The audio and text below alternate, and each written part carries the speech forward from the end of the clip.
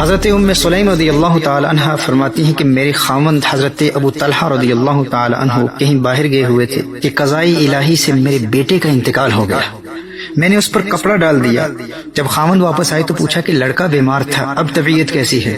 میں نے کہا کہ سابقہ راتوں کے مقابلے میں آج بہت اچھا ہے۔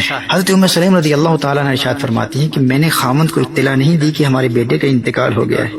میں نے کھانے کا اہتمام کیا، خاوند کو کھانا کھلایا، اور اس رات میں نے دوسری راتوں کے مقابلے میں زیادہ بناؤ سنگار کیا، حتیٰ کہ میرے شوہر نے مجھ سے ہم بستری بھی کی۔ اور پھر میں نے کہا کہ فلاں پڑوسی کو میں نے عاریتاً ایک چیز دی تھی، اب جب میں نے اس سے واپس مانگی تو اس نے شور مچایا۔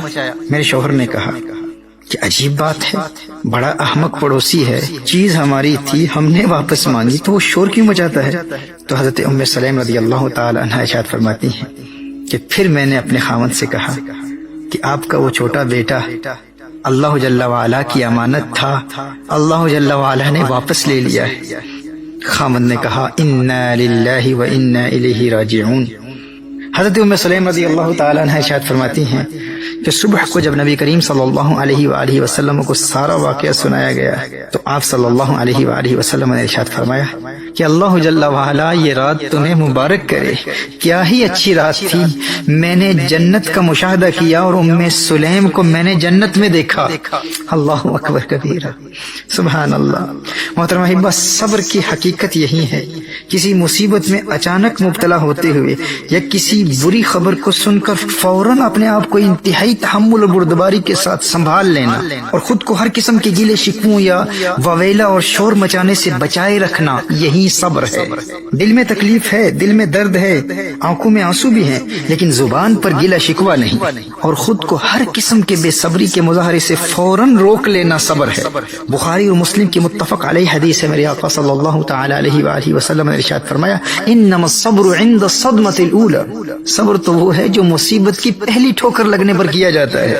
دیکھیے حضرت ام سلیم رضی اللہ تعالی عنہا کو اسی لیے میرے آقا صلی اللہ علیہ وآلہ وسلم نے جنت کی بشارت دی کہ اپنے چھوٹے بیٹے کے اچانک انتقال پر انتہائی غم و پریشانی کے باوجود نہ صرف اپنے آپ کو فوراً سنبھال لیا بلکہ ایسی حالت میں اپنے خاوند کے تمام حقوق بھی ادا کیے اور خاوند کو انتہائی خوبصورت مثال دے کر بچے کی موت کی خبر بھی دے دی اور بے صبری کے مظاہرے سے بھی بچا لیا۔ محترم احبہ، بالخصوص ایک عورت کے لیے یہ بڑا ہی مشکل مرحلہ ہوتا ہے۔ دیکھیے ایک مرتبہ حضرت فتح موصلی رحمہ اللہ کی زوجہ گر پڑی اور ان کا ناخن اکھڑ گیا۔ اب ان کا رد عمل کیا تھا، ان کا ریاکشن کیا تھا؟ شدید تکلیف کے باوجود آپ ہنس رہی ہیں، مسکرا رہی ہیں، لوگ دیکھ رہے ہیں کہ آپ ہنس رہی ہیں۔ اب دیکھیے ناخن اکھڑ گیا ہے، درد کی شدت کے باوجود، تکلیف کی شدت کے باوجود آپ مسکرا رہی ہیں، ہنس رہی ہیں۔ لوگوں نے پوچھا کہ آپ ہنس کیوں رہی ہیں، آپ کو درد نہیں ہوتا؟ آپ نے ارشاد فرمایا اس درد کی وجہ سے جو ثواب ملا ہے نا، اس کی خوشی ہی اتنی ہے کہ درد کا احساس ہی نہیں ہوا۔ دوستو، جسے درد کے ثواب کا علم حاصل ہو جائے نا، اسے پھر خوشی اتنی ملتی ہے کہ اسے درد کا احساس ہی نہیں رہتا۔ اب یہ ہے مصیبت کے فوراً بعد اپنے آپ کو سنبھال لینا، یعنی فوری ریاکشن سے اپنے آپ کو بچا لینا، یہ فضیلت کا باعث ہے۔ کیونکہ دیکھیے کسی مصیبت میں مبتلا ہونے کے بعد رفتہ رفتہ وہ غم اور درد اور تکلیف کی شدت کم ہوتی چلی جاتی ہے۔ اب دیکھیے کوئی شخص کسی مصیبت میں مبتلا ہو جاتا ہے تو مصیبت کے ابتلا کے بعد رفتہ رفتہ اس کا غم، درد اور تکلیف کی وہ شدت کم ہوتی چلی جاتی ہے۔ دیکھیے کسی کے بچے کا انتقال ہو جاتا ہے تو بچے کے انتقال کے بعد آہستہ آہستہ مرور زمانہ کے ساتھ، وقت کے گزرنے کے ساتھ ساتھ اس کا غم کم ہوتا چلا جاتا ہے۔ حضرت امام ابو طالب مکی علیہ رحمہ قوت القلوب میں ارشاد فرماتے ہیں کہ مصیبت کے علاوہ ہر چیز آغاز سے چھوٹی ہوتی ہے لیکن مصیبت آغاز سے بڑی ہو کر آتی ہے، پھر چھوٹی ہوتی چلی جاتی ہے۔ اسی لیے مصیبت کے چھوٹے ہونے سے قبل جو ہی صدمہ پہنچا تو گلے شکوے کے بغیر انسان نے اگر فوراً صبر کر لیا تو وہ حقیقی صابر ہے، ورنہ بعد میں تو انسان صبر کر ہی لیتا ہے۔